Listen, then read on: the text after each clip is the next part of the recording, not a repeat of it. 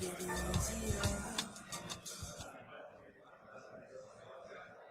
it time to start? I can start, right? Yeah. Yeah, it's 3 o'clock. Hello, everybody. Hey! This is my very first time getting a chance to speak at DerbyCon. Thank you for coming. I think I put in the description if you feel stuck in your job or you're not happy with work. So look at all you. You're just like, yeah, how do I get the hell out of this one job I got? So a couple things is I generally do stand-up comedy. I also generally move around a lot when I present. I cannot do that today because I am attached to the podium. So if at any point I pass out or fall over, something has happened, and I'll get to that in a second. Speaking of which, a few things before we get totally into the beginning. When I get nervous, I tell jokes, which is really good in a setting like this because it's fun, it's great for you guys, but it's terrible when my wife is arguing. And she's like, I'm not. I'm like, stop. And she's like, this is really serious. And I was like, I know, that's why I'm laughing. It's just, I can't help it.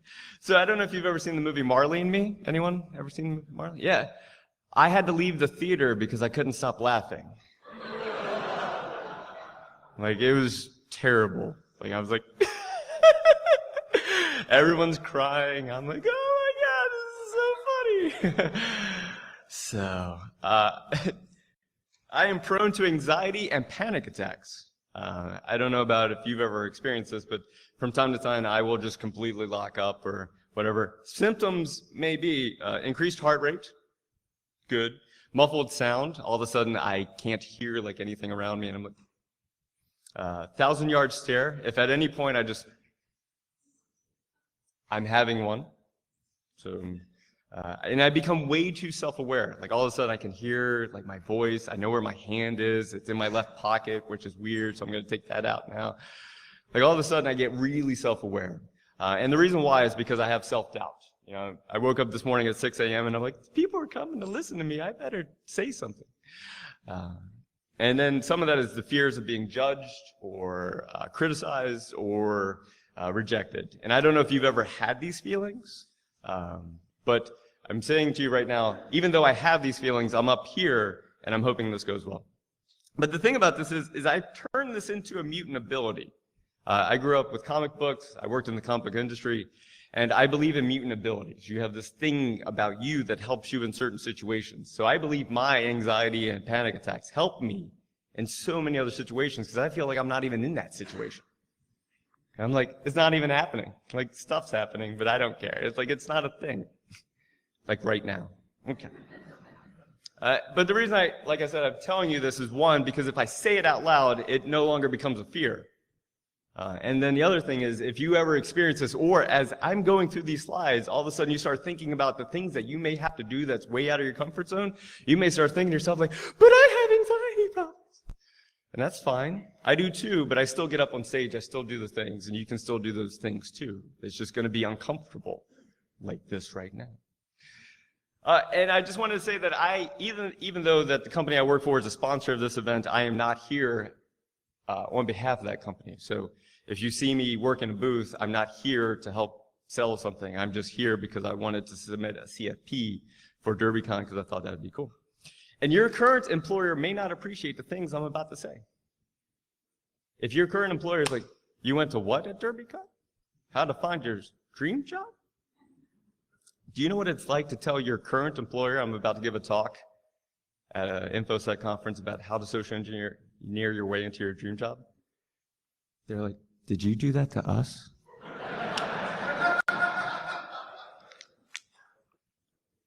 Kind of.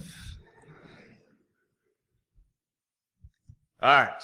So what you may be thinking right now is like, wait, he's a marketing guy? But do you even security, bro?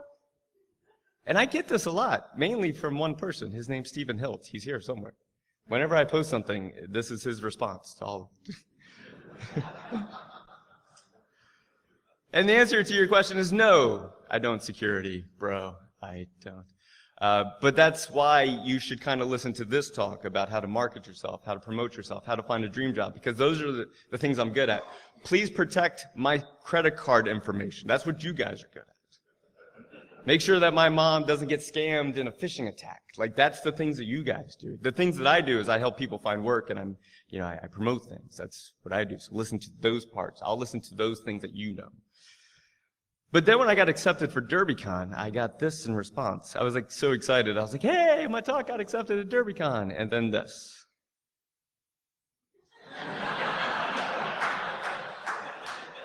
So.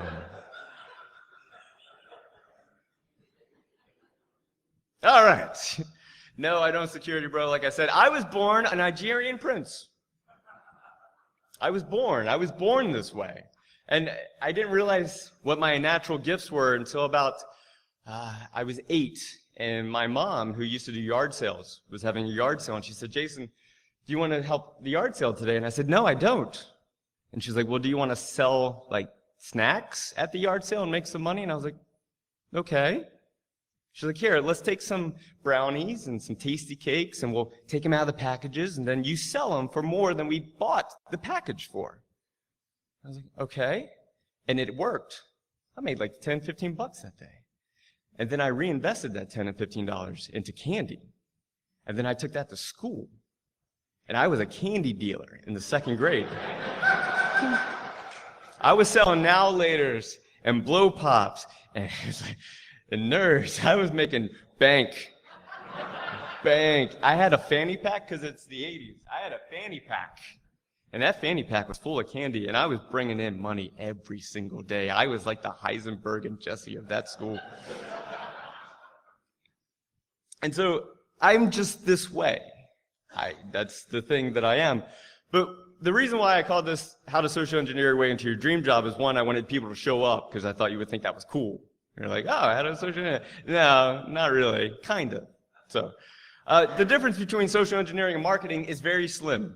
They're very different, very minute difference. My entire day, like most of my day, the work that I do, internally, what I'm thinking is, please, for the love of God, click the link. I put the link on Twitter, I put the link in your email, I put the link here, I put the link there. Just click the link. Just click it. And you know what every single phishing attack is thinking? Just click the link. Just click the link. Release the malware. I'm the same way. I want you to click the link, find out about things, and then buy it if you want to. But the thing I want to talk about today is there's a difference between deception and persuasion. Nothing I talk about today, I want you to be deceptive. When you're presenting yourself, promoting yourself, talking about yourself, you're not being deceptive. You're being persuasive. You're telling people who you are, what skills you have, the abilities that you can do, that kind of stuff, but you're not lying about it. There's a difference. And then I believe there's a difference between a scam artist and a salesperson. And this difference is this. If you believe the thing that you're selling is good for the other person, if you think it's going to benefit them or fix something in their life, then you're a salesperson. You're making their life better. If you were just doing it to make money, to make your life better, then you're a scam artist. So think about yourself. If you're going to go work for a company, are you going to work for that company just to absorb their money and not do anything? Or are you going to go work for a company where you're actually contributing and making that company better? Because if you think you're going to a company to make it better, then you're being a salesperson of your skills and your abilities. If you're just going there to scam, then you're being a scam artist and deceptive. And I can't help you with that. And then I get this a lot. Am I being confident or arrogant? Oh, most of you today will leave going, what an arrogant bastard. My wife is sitting in the front row. She'll be one of the, honey, okay. All right. Moving on. Okay. So why are you in this talk? I was thinking about why you would wait in that line out there, why you would come in this room, why would you sit down, why would you listen to this guy? And I was thinking, maybe you're curious. Like, what the hell is this guy going to talk about? I have nothing to do between 3 and 4. Might as well. Maybe some of you are here for skill development. You're like, maybe he has a thing that I could add to my skills of doing social engineering or hosting gathering or something like that. Maybe you're currently searching for work. Some of you in here are searching for work. Some of you are unhappy with your current job. I just saw a hand go up. Nice. Some of you are undecided if you're unhappy with your job. And I'll talk about that in the next slide. And some of you are like, I know there's this thing out there that's way better than this thing that I have, and it's this dream job that I've created for myself that if I could have it, I think I would be happy. And then golden handcuffs. Some of you in here just have golden handcuffs. You're paid really well, and you are so afraid to make a change that getting paid really well because you have a mortgage, you have debt, you have this, you have that, you have kids, you have all these things. And you're like, I'm just going to go to work every day until I die, and it's going to be fine. It's going to be fine. We go out on the boats on Sundays when it's not raining. It's fine. That's what I live for. In between the weeks. Okay. So, whatever gets you through. All right. So real quick about are you currently in your dream job or looking for one? There's only one thing I'm going to recommend that you read or buy or anything today, and it's this one book called The Dip. And it is a tiny book. You will miss it on the shelf, so just get it from Amazon. I don't make any money by you buying this book. I just really like it. It's about this big. It's like physically this big, and then like really thin. As you're reading it, you're going to go, I don't know what any of this means. And then read it again. And the second time you read it, you go, oh, wow. Because it's about, are you in a dip where you can get better, or is it time to just quit and go try something else? And so I do highly recommend this. I read this about every year or every 2 years, to see if I should keep the dog or not, stuff like that. That was weird. I said that out loud. All right. So when you're looking at coming up with a dream job, a tip for you is to make a list of wants. And a person very near and dear to me, all right, can I say what you're doing? Okay. So when you're thinking about that dream job, actually write down what it is. Seriously, write down what the dream job is. Because if it's like, I talked to I used to teach and talk to a lot of students. I was like, so what's your dream job? They're like, making enough money. Good God. And I would say, well, what's enough? They're like, enough? It's like, oh, well, so you haven't really planned this out. Okay. For me, enough money is I never have to worry about eating. Ever. Like, that's enough money. I never have to worry about food. I will always have food. That's enough money. I could want a boat. I don't really want a boat, honey. I don't know why boats keep coming. So make a list of your wants. Like, specific wants. Not enough or in the future. Stuff like that. So if you pursue your dream job, here are some things that are going to happen to you. If you're sitting in this room right now and you're like, I'm thinking about it. Your heart's starting to beat a little bit faster. You're like, let's go for that dream job. Starting tomorrow. It's like when you go on a diet. You're like, tomorrow I'm starting that diet. But if you really start thinking like, tomorrow I want to pursue my dream job, you will grow to be courageous. You will grow to be courageous. Right now you're not, but you will grow to be courageous. I want to do a little experiment. Raise your hand if you're shy. Exactly. Like there's half of you put your hand up. The other half was like, but I'm too shy to raise my hand. That's weird. All of us are shy. We're just shy people. And in the InfoSec community, even more shy than other communities I've been a part of. And just shy. And a lot of that shyness comes from rejection. That shyness comes from, fear, all kinds of fears and things like that. But you're shy. And so the one thing I want you to think about, think of a social engineer.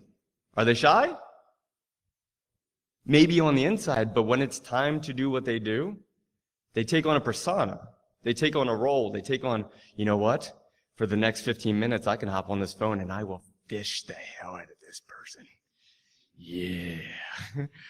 And when they're done with that call, they're like, oh, man, that was terrifying and exciting all at the same time. But when you leave this room here today, that shyness, what if you practice 30 seconds of courageousness? What if when you leave this room, you go, you know what? For the next 15 minutes, I'm not going to be shy. And you go up and you talk to random strangers. for 15 minutes after this. If all of you do it, you're going to freak all of them out.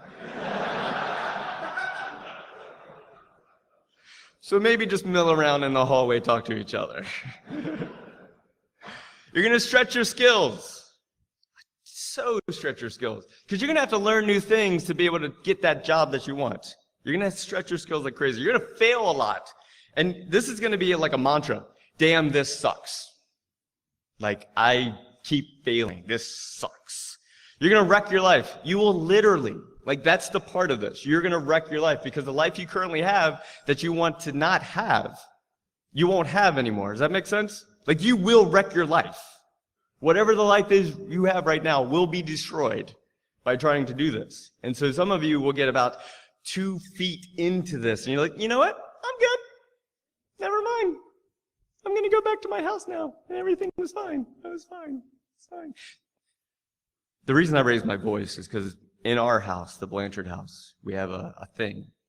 And it's when someone asks you a question, the way you respond and how high your voice is how untruthful you're being. It sounds a little like this. So how was your day? It was great. It's really good. Or does this dress make me? No. Not at all. It's fine. Totally fine. So. The one thing that most of you will probably potentially discover is that you're currently in your dream job. You're going to go look for it. You're going to find, like, I don't like the commute for this one job. I don't like this for this job. I don't like this for that. And like all of a sudden you're going to know, you know what? I have my dream job. And when you realize you do have your dream job, you'll actually treat the job you currently have different. And then what happens if you succeed and you get your dream job? Crap. Now what? All right, so a little bit about me. You know, I've kind of started with these things. Why are you listening to me? I started in the Army in 1996. I was a combat videographer. I made videos for the United States military. I made propaganda films, recruitment videos, training films, things like that. It was good times.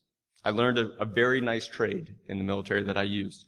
I then taught at Full Sail University, which is a film school in Orlando, Florida. I taught for 9 years. At that school, I taught producing and editing and storytelling and things like that. I also ran a small boutique production company at the same time. We did photo shoots and music videos.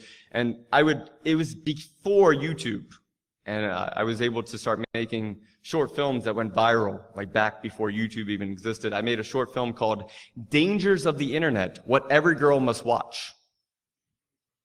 It was a really generic title. It got 1 million views in 24 hours before YouTube. The data company called me and said, "Who are you?" And I was like, "Why?" They're like, "You're running like a terabyte of bandwidth, like an hour." And I was like, "Oh my God, is that expensive?" And they said, "It really is." And I was like, "Oh God." And they're like, "Can we sponsor you?" Yes. So they're like, "Yeah, you just put our link right underneath your video." And I'm like, "Okay, yeah, let's do this." Okay. So I like to call it the world's most famous comic book store because I work in marketing.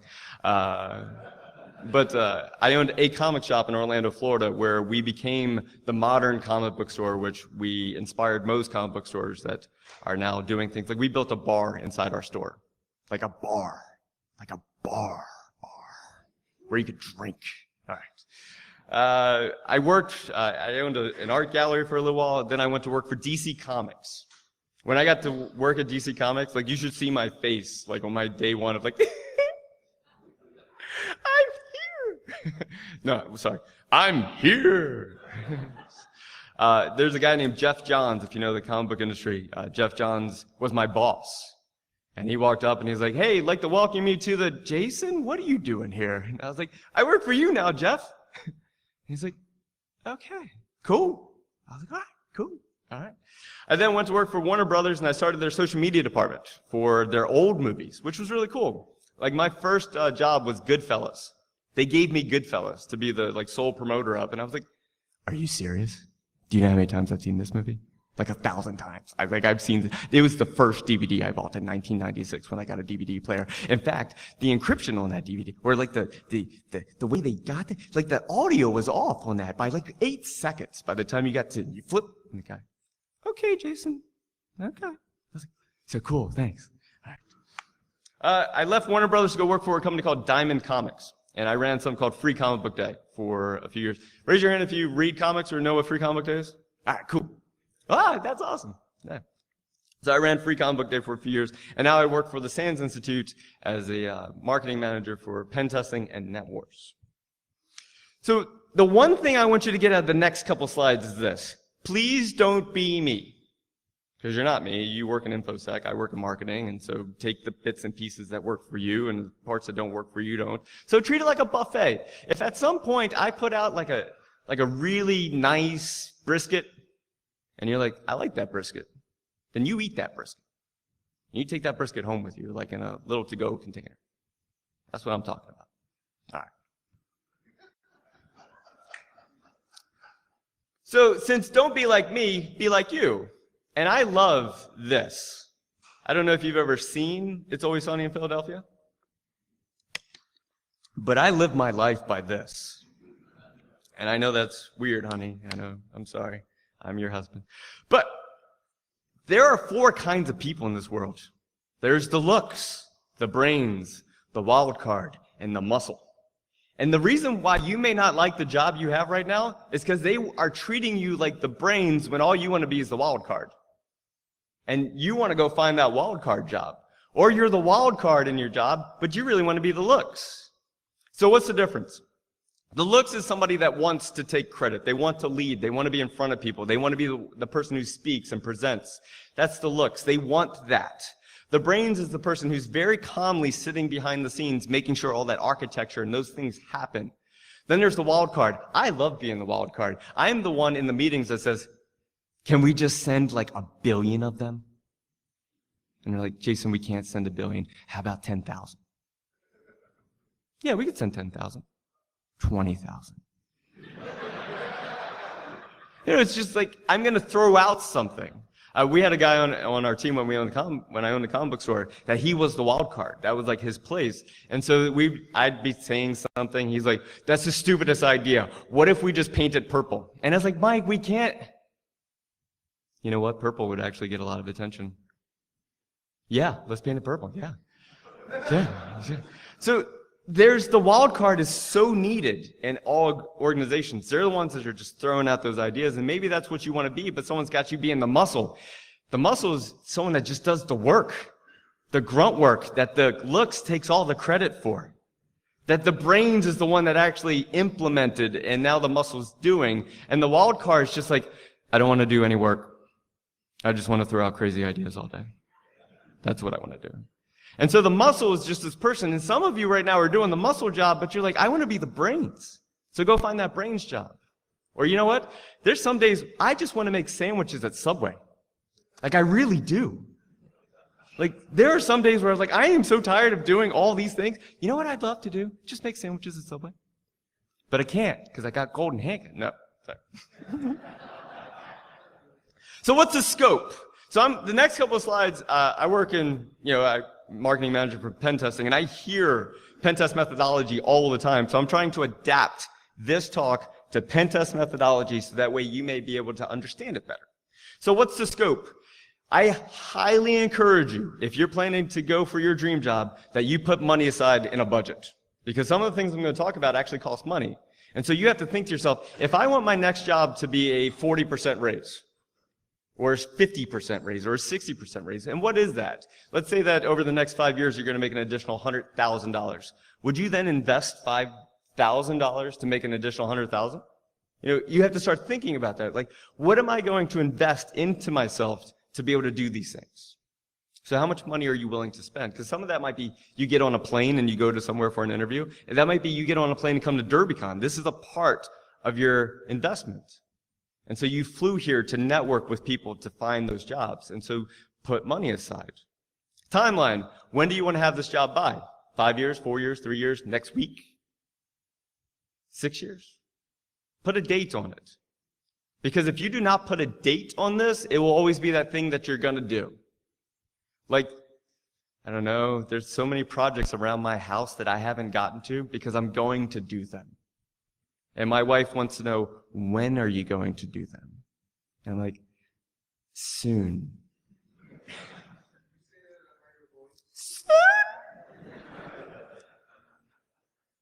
So put a date on it. Like, literally. When I quit my old job and I went to do this, I put a date in the calendar. 1 year from now, I'm going to have this job. So do that. And the other reason why that's important is because some of you are going to leave this talk, you're going to go out there for 15 minutes and be totally courageous, you're going to say all kinds of things, and then all of a sudden, it's going to be tomorrow, and all the things that you learned over the weekend, and all the beer and everything else that you drank, and all comes together, and all of a sudden, you're like, wait, what did Jason say? Dream job? Nah, I'm good. So put a date down. I have this philosophy about marketing. The keys to an effective, sustained marketing campaign are these. Get people to know you exist. Right now, there's about 8 companies out there that would hire you. I'm just guessing. There's 8 companies out there that would hire you with a better wage and better benefits, but they have no idea you exist. And since they don't know you exist, they can't even potentially hire you. So step 1 is to get people to know you exist. Step 2 is give them a reason to care. Just because they know you exist doesn't mean you care. I walked down the halls and I was trying to hand out things to people. I was like, hi, would you like an advertisement? I literally said this. Hi, would you like an advertisement? They are like, no. As I was like, want an advertisement? Want an advertisement? Want an advertisement? No. And then I walked down the same line with the same people. Would you like a free bag? Yeah, I'll take a free bag. Exactly. Exactly. Find a way to become a free bag.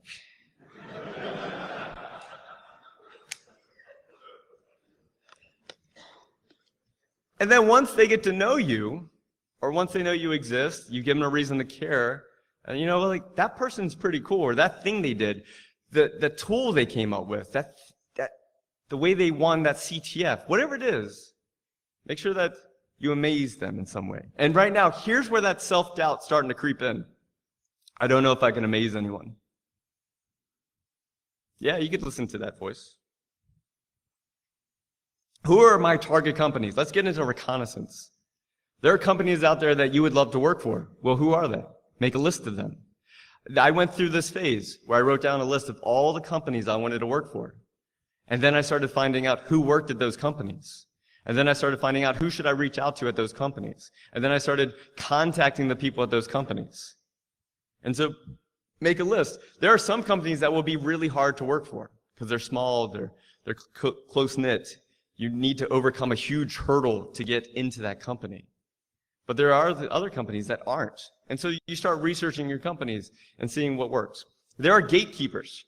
And these gatekeepers may be recruiters or hiring managers or whoever they are, but you start finding out who are the gatekeepers that I need to talk to. But how do I figure out this stuff? Let me see what my... All right. I don't have much time for a live demo, but Dave Kennedy. I'm moving over here. Okay, so DerbyCon. So one of the things that I do in marketing is I find out why and who is influential. And so what this is DerbyCon's Twitter account. They're following 1,061 people. So I clicked on who those 1,061 people were, and they were these people here. And as I was going through this list, I found a company called Talos. I think I said it right. Talos Group, yes. And then I went to Talos page, and I looked at Talos and who they follow. And as I was looking at who they followed, I found this guy. Born in New York City, living the dream in DC, career services manager for Talos. Well, hello, new friend.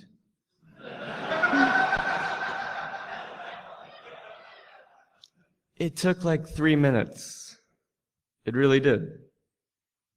And then, because I'm going to skip ahead a little bit, I run targeted Twitter campaigns where I target certain ads to certain people so that way they see it. And I want to make sure it's a very minute audience so that way I don't have to spend that much money and that the ad is relevant. And so what if you ran an ad on Twitter, and you can look this up and figure it out, but you ran an ad on Twitter that says, "I'm currently seeking employment. Click on my link." Sorry. Just click the link. Just click it. Click on my link to learn more about me or to see what I can do for your organization. And so you can run a targeted Twitter campaign against the people who follow DerbyCon. Who follows DerbyCon? Wouldn't you want the people in this room to see that? And so you can run this for, let's say, 2 weeks, and it gets 40 click-throughs, and you had to pay $3 per click-through, and now you're at $120. This is why I want you to set some money aside for your budget to be able to find these things. And so just using simple Twitter, now here's what I could do. I could also target Talos. So Christopher would then start seeing my ad. I could target individual companies. You can do this on Facebook. So a quick story. I was doing Facebook advertising. I created a Facebook page for myself called Hire Jason Blanchard. I had ads saying Hire Jason Blanchard. That was the title. There was pictures of me. Hire Jason Blanchard. When you went to the page, I treated a Facebook page like a resume. When you clicked on links, it took you to projects. When you clicked on link, it took you to a news article about me. When you clicked on links, it took you to my business. Like it was a thing that showed you who I was. And then I ran ads targeting people at certain companies that I wanted to work for. And so some of those companies were like Warner Brothers and DC Comics and Marvel and Sony Pictures. And then I could also get really, because at the time I wanted a social media job, so I could target the people who had those job titles. And then what happened was I got a call from a person who had gotten my name. She called me and she's like, "Hey, we're getting ready to start this new social media department. Do you know anything about Facebook?"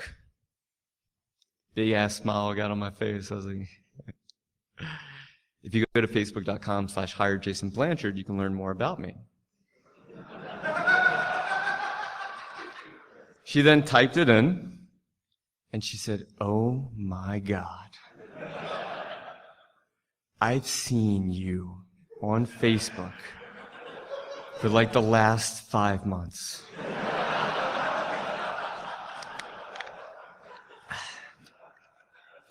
I was like, "Well, then why did it take so long to call me?"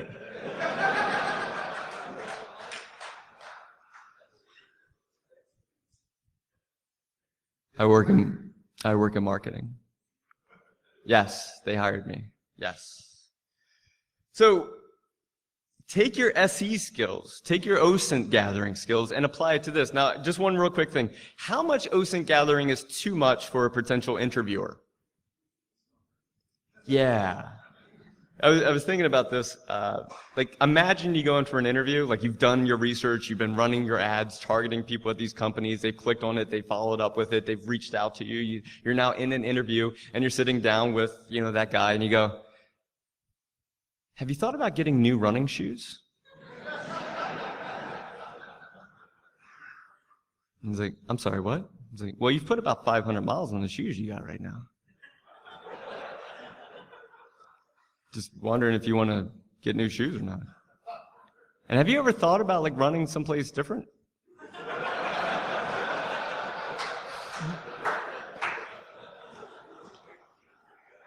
So, that's up to you, how weird you want to make that interview. But I guarantee you will be remembered. All right. So what are the skills that you need? I do recommend going to hiring blogs, finding interviewer questions, because you work in a very technical industry. And so you may walk into an interview and the person says, "What happens when you go to google.com?" And you're like, "The website comes up." That might not be what they were looking for. They might have wanted to know exactly how that happens. And so look at certain interviewer questions so that you can prepare yourself to walk into technical interviews. The other thing is develop your skills. Let's say you have a 3-year goal for this. Well, in the next year, you want to take training. And then you want to get a cert. But what cert do you get? There's a really cool thing that you can do. And I don't have the internet up here. So write this down, because it's not in my slides. I work for a company that has very specialized certifications. And each one of those certifications has a very unique set of letters, GCIH, GPEN. So if you have one of those certs and you go to LinkedIn and you do a search for that specific certification, it will bring up, one, every person who has it, so that way you can do some OSINT gathering. Two, it will also bring up every job that is currently posted with that certification that they're looking for. So you just type in whatever search you got, it then says, here's the 582 jobs that is requiring that cert, and you start going through, limiting to a certain area or certain this in certain companies. Okay. CTFs. Real quick plug for the Holiday Hack Challenge. Every year it comes out. Have you ever done the Holiday Hack Challenge? Raise your hand. If you're looking for skill development building, the Holiday Hack Challenge is available right now for last year's. And if you do it and you get stuck somewhere, well, we've already finished it. So that way you can go to the write-ups that people have done and say, well, this is what I did. So this is a great way to build your skills for free. There's no cost to this. And then there's also the pivotproject.org where you can build your skills for free there as well. Okay, so if you remember anything from this talk today, it's this. And I want you, when I used to teach film school, I used to have all my students repeat this after me, but I'm not going to do that here at Derby because I don't want anyone to ice me later. So here we go. But I used to ask them to say this and repeat it with me. And it's what I tell myself before I have to go networking. Because I say have to because I don't like it. I'm shy. I get anxiety. And so I say this to myself: never deny someone else the opportunity to find out how awesome you are. Think about that. When you decide, damn it. Everyone who's watching this video, just thank you. When you decide not to walk up to someone else, you're already saying to yourself, I'm not worth their time. That's stupid. So stop. Network at CTFs. We do the Tournament of Champions each year for Net Wars, and it's the people who've won all over the world. So they were in the top 5, top 10, and they're CTFs all over the world, and they get to come to DC and play each other. It's amazing because there's more hacking ability in the luncheon that we have than most nation states. It's incredible. And they all get a chance to meet each other and talk to each other and network with each other. I've seen, we did a CTF in Austin last year, and the guy who won was amazing. Amazing. And then at the end, some other guys walked up and they're like, hey, who do you work for? And he told them, and they're like, do you want to stay there? It's like, no. No. He's like, do you want to come work for us? Yes. Yes, I do. So, these are good places. Sorry. These are good places to meet each other. Training events. When you go to training events like this, it's kind of a training event, but when you go to other training events, meet the other people there. And then recruiters. You know, I have some friends in the InfoSec industry that when they get an email from a recruiter, they think it's terrible. They're like, stupid recruiter reached out to me. Job doesn't make any sense. Stupid recruiter. Do you know what I would think if a recruiter reached out to me? Well, hello, new friend. I see you've sent me an email today that doesn't match my skills or qualifications, but let me tell you the skills and qualifications I do have. Because apparently you're handing out jobs or something.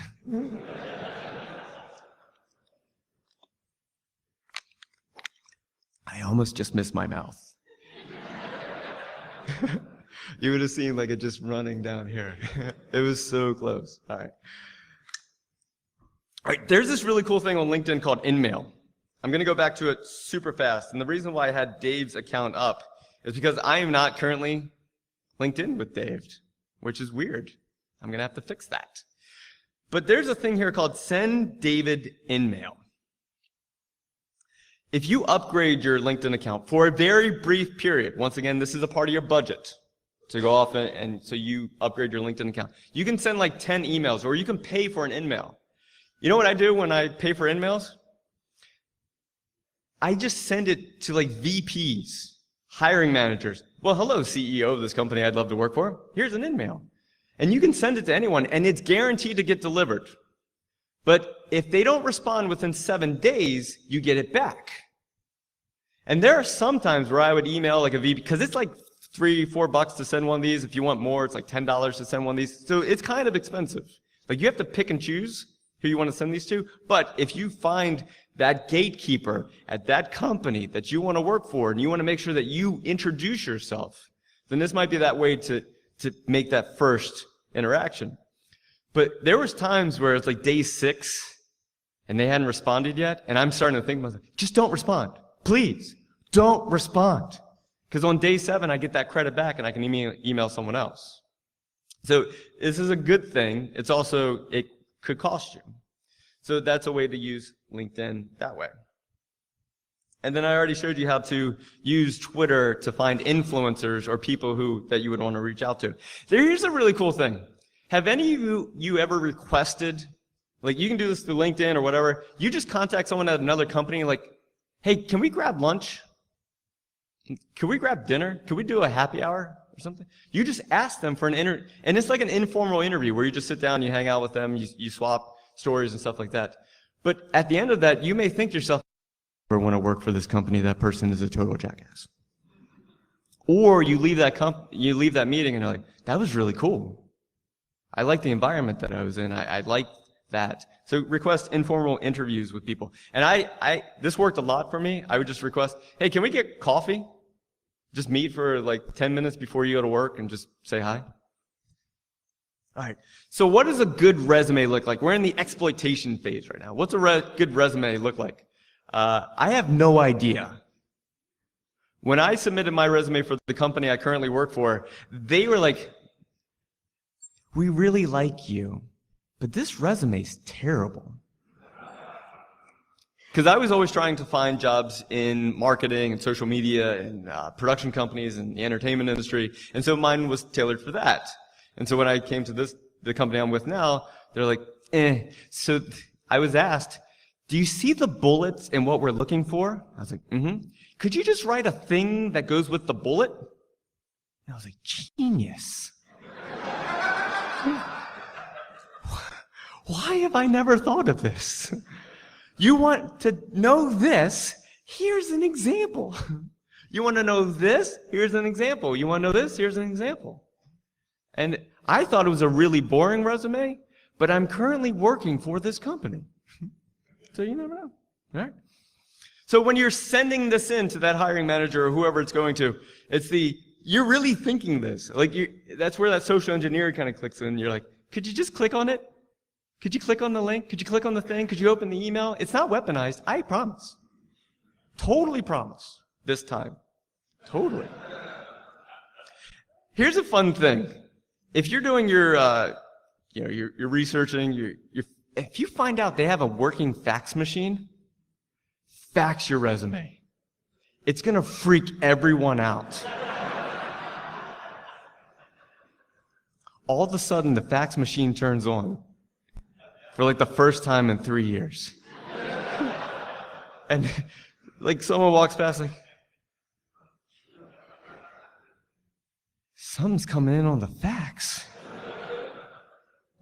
What is this? And here's what your cover letter should look like. It's a Sharpie on a plain sheet of paper. And it said, if you think I'm this good and I can track you down, wait till you see the other ways I can do it. 1, you're going to creep them out. But 2, that's the kind of thing they show to everybody. They're like, we got a fax with a weird Sharpie thing. All right. So a couple other things. At this current, how much time do I have? Like, when is 7 minutes? Okay.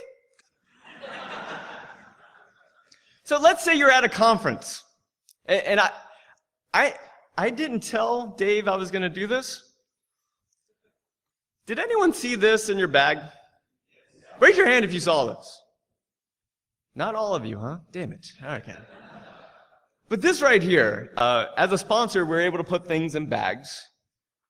I was wondering if I was someone looking for work, if I could ask Dave, hey Dave, could I send you a box of resumes with my picture on one side. I'm going to be at DerbyCon, come find me. Let's talk about working together. And on the other side, it's your resume. How much would Dave charge for that? You know what I'm thinking right now, though? Next year at DerbyCon, there's going to be like 90 resumes in that bag. Everyone's like, I'm not opening it. I'm not. So this only works a few times. It doesn't work when everyone does it. So you have to think about what's that thing for you. I love the spinning wheel I have in my booth. I have Plinko, things like that. And sometimes people walk up and they're like, hey, what's the spinning wheel for? And I go, it's a social engineering tactic to get people to come talk to me. Nice. The hotel bar. I have to tell this quick story about Leonard Nimoy and Jonathan Frakes. So I come from the comic book industry. What I found out over time is that all the comic creators and stars from these old TV shows and everything, they would get together in the bar that had the lowest rate, because that's where the convention would put everybody. And so they would all meet each other because it would be weird for them to go out into the town, because if they went into the town, then it'd be like, oh my God, it's Leonard Nimoy! You know, so it freaks them out. So they all stay together. So I learned that they all went to that bar. So when I went to the bar, I walked in, and there's Leonard Nimoy and Jonathan Frakes having lunch. And I was like, it's like number one and number one having lunch together. And then later that night, like Jonathan Frakes is playing like table hockey with Jeff Johns, and I'm like, I'm in like a nerd. Where's Joss Whedon? Like, that's all we need at this point. So the hotel bar, and you guys mostly already know this, but the other thing about the hotel bar is the one drink rule. When you are actively networking, I would like you to stick to a one drink rule. And when you have that one drink, you keep it full at all times. Because the moment it empties, someone wants to fill it for you. And you might want to fill it for someone else.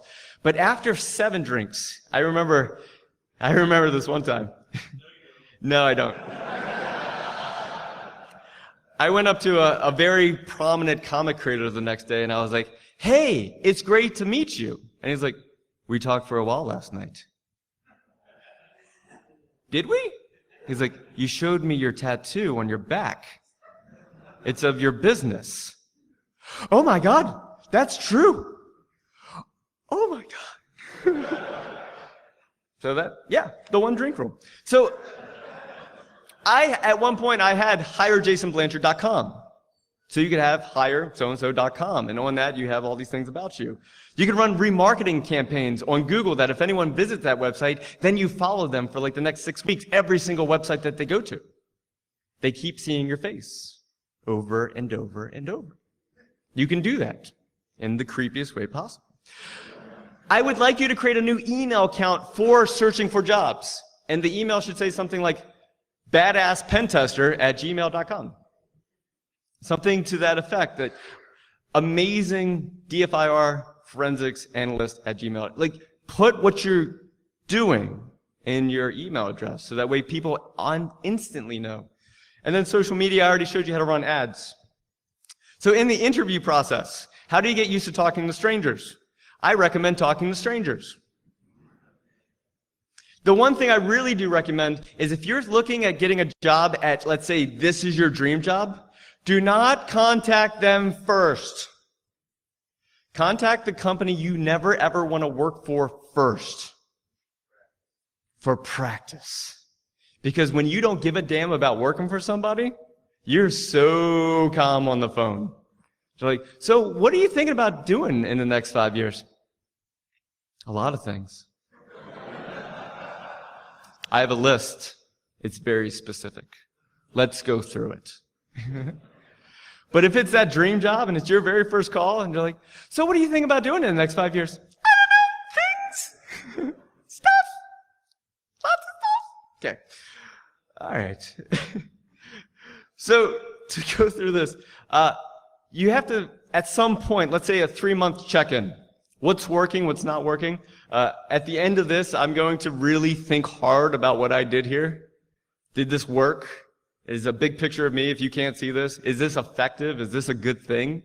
So at the end of this, I'm going to take a look at how many of these got turned in, and you still have time to turn them in. That's my one plug for these. There's only 62 other people. Your odds are pretty damn good. So this right here, I'm going to evaluate it. And you need to evaluate what you're doing. Does it work or does it not work?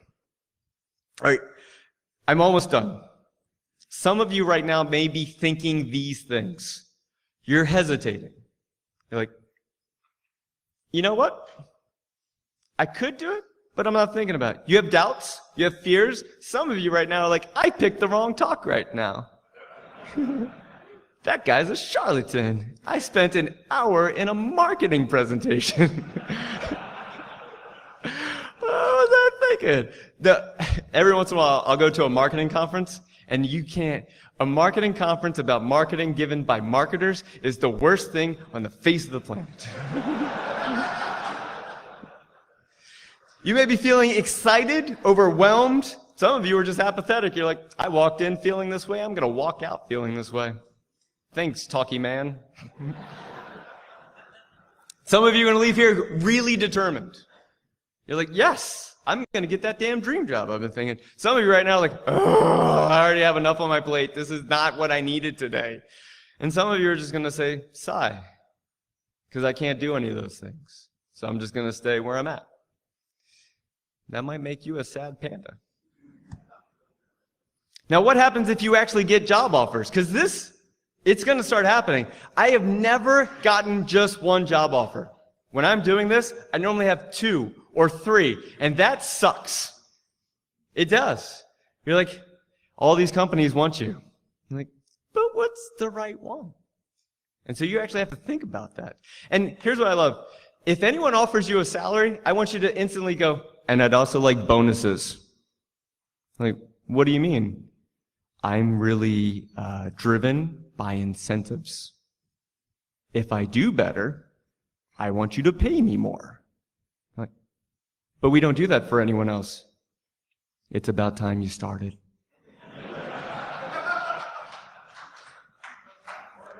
So benefits.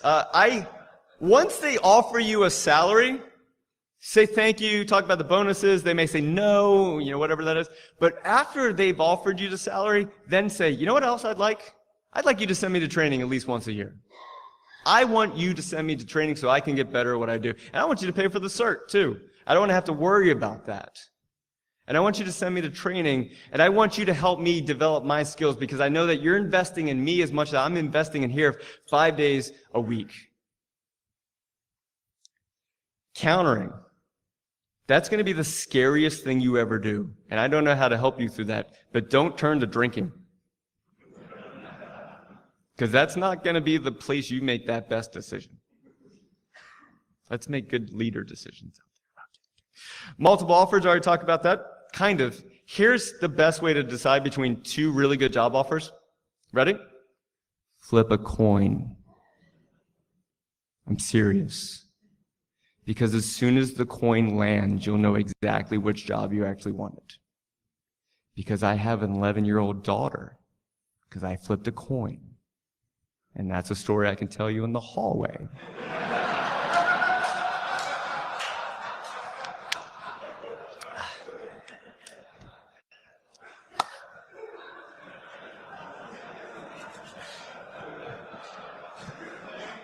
All right, and my last thing is this. It's going to be, whenever you're looking for a job and you already have one, it's weird. It's a weird feeling. Like, just as a human being, it's a weird feeling. And when it's time to put in your 2 weeks notice and say, it's been good, we had great times, you guys kind of sucked a lot. There was many things I would way improve, but whatever. But as you give, it feels weird. Because when you give your notice, there may be, please don't go. And there's going to be a part of you that says, if you treated me better, we wouldn't even be here right now. But let's say they do come back with a great counteroffer. And they do. And you're like, you know what? That's actually, I kind of wish you would have offered me that $40,000 extra 9 months ago, and we wouldn't even be here right now. But nice. The thing is, if you decide to stay, most people, if they decide to stay in a job, it still ends within 6 to 6 months to a year because it doesn't change. They're still in the same job and then all that stuff. So if you decide to stay, make sure that everyone understands that things are going to change. Management's going to change, structure's going to change, benefits are going to change, whatever it is. You have a list of, remember that list that you made of your dream job? Apply that list to what you're going to do if you stay. Make sense? And with that, I'm out of time. Thanks, guys!